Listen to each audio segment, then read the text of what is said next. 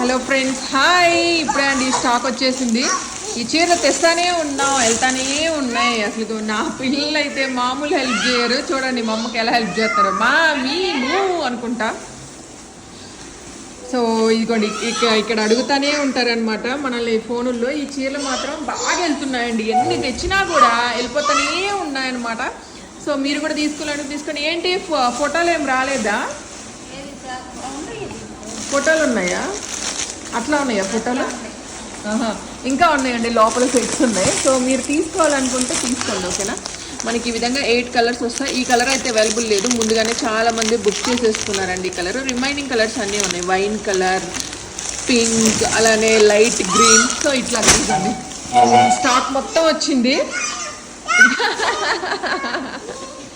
ఏంటి ఏంటి ఏంటి గోళ ఏంటి?